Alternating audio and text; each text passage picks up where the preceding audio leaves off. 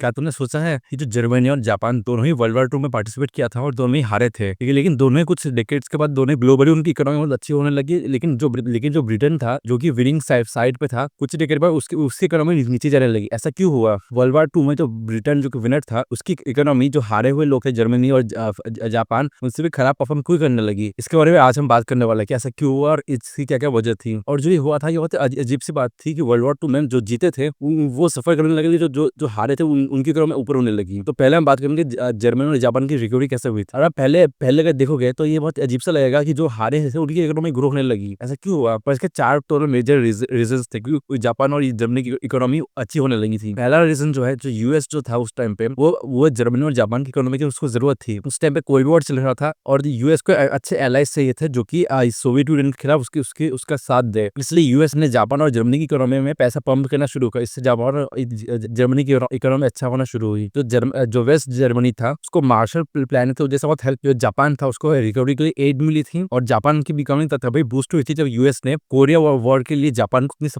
को कोरिया तक supply share करने के लिए इस्तेमाल कर रहे थे। इसलिए भी जापान की इकोनॉमी बूस्ट हुई थी। और जो यूएस यहाँ पर था वो चैरिटी नहीं कर रहा था, वो स्ट्रेटेजिकली काम कर रहा था ताकि जर्मनी और जापान उसके साइड हो। सेकंड पॉइंट, जो जर्मनी और जापान था वो बॉम्बिंग्स की वजह से पूरे डिस्ट्रॉय हो गए थे। इसलिए उनको एक चांस मिला था कि उनकी जो पुरानी जो टेक्नोलॉजीज थी उसको डिस्ट्रॉय हो गई है, उनको एकदम स्क्रैच से पूरी नई टेक्नोलॉजी बनाने का मौका मिला था। इसलिए जो उनकी जो प्रोडक्टिविटी थी वो बढ़ गई थी क्योंकि सभी जो थे वहाँ पे नई टेक्नोलॉजी पे काम कर रहे थे। और दूसरी तरफ जो ब्रिटेन था, इंफ्रास्ट्रक्चर पूरा बचा हुआ था और वो अभी भी पूरा आउटडेटेड था। इसलिए जो यूके था उस टाइम में 1920 और 30s के टाइम में टेक्नोलॉजी पे काम कर रहे थे, बल्कि जर्मनी और जापान नई टेक्नोलॉजी पे काम कर रहे थे। इसलिए यूके की जो प्रोडक्टिविटी थी बहुत कम हो गई। थर्ड पॉइंट जो है, जर्मनी और जापानी इकोनॉमी के जो लीडर्स थे उन्होंने अच्छी तरीके से इकोनॉमी का इस्तेमाल किया था और अच्छी पॉलिसीज बनाई। जर्मनी ने सोशल मार्केट इकोनॉमिक्स को अपनाया था, जिससे उन्होंने सबको एक सेफ्टी नेट दिया था ताकि उन्होंने प्राइस कंट्रोल को हटा दिया था और करेंसी को स्टेबलाइज किया था। इससे जो मार्केट थी वो फ्रीली मूव हो सकती थी, उनको किसी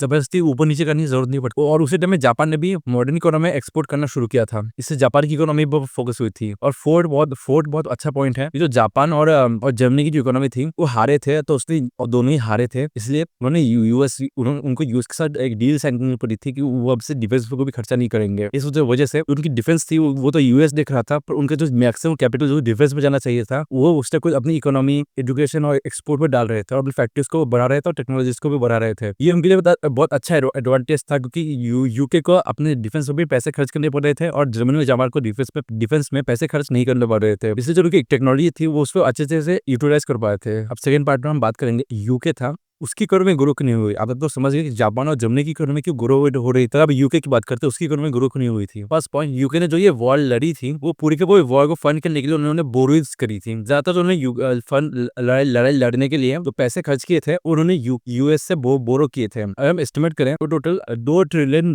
के मनी जो थे आज के डेट के, तो उसने उसको 1940s में बोरो किया था। और जब यूके ये वॉर जीत गया था तब उसको इंटरेस्ट के साथ जो यूएस था उसको ये सब वापस भी करना था। यही रीजन था कि यूके जो था वो वॉर में जीत तो गया था पर उसको पूरा बैंकरप्ट हो गया था, तो उसके पास अब यूएस के पास उसका बहुत कर्जा बढ़ गया था यूएस के प्रति। सेकंड पॉइंट, यूके का इंफ्रास्ट्रक्चर था वो बहुत ही ओल्ड था, क्योंकि जो टोक्यो और बर्लिन जो थे, जो जर्मनी और जापान की थी, वो तो पूरी डिस्ट्रॉय हो गई थी, इसलिए उनको रिबिल्ड किया गया। लेकिन जो यूके था वो अभी भी आउटडेटेड फैक्ट्रीज, आउटडेटेड टूल्स पे काम कर रहा था, इसलिए उनकी इकोनॉमी स्लो हो रही थी। थर्ड पॉइंट, यूके का जो एम्पायर था, जो ब्रिटिश एम्पायर था, वो बहुत ही बड़ा था और जिस एम्पायर को चलाने के लिए भी बहुत सारे पैसे खर्च करने पड़ रहे थे। बट लेकिन यूके जो था वो तो पहले से ही डेट में आ गया था, इसलिए उसको इस एम्पायर को मेंटेन करने के लिए पैसे ही नहीं आ पा रहे थे और इस एम्पायर को चलाना में बहुत कॉस्टली पड़ रहा था। और इसी तरह से उनकी जो एम्पायर की पावर थी वो कम होती गई और धीरे धीरे जो जितने भी उनकी कॉलोनीज थी उनको इंडिपेंडेंस मिलना शुरू हो गया। जैसे ऐसा हुआ, यूके की बहुत सारी इनकम जो हो रही थी, जो अफ्रीका, इंडिया से हो रही थी, वो कम होती गई और इसलिए यूके की जो इनकम भी थी वो भी कम होती गई। फोर्थ पॉइंट, यूके जो था अपने नेशनलिज्म और ये वार सिस्टम पे और लेबर राइट्स पे बहुत उलझ गया था, इसलिए वो अच्छे से अपने काम पे फोकस नहीं कर पा रहा था। उसी टाइम में जो जर्मनी और जापान की इकोनॉमी थी वो बहुत अच्छे से मूव हो रही थी और यूके उतना कैचअप नहीं कर पाया था। और 1956 में ये बात क्लियर हो गई थी कि यूके उतना पावरफुल नहीं रहा, क्योंकि उस टाइम पे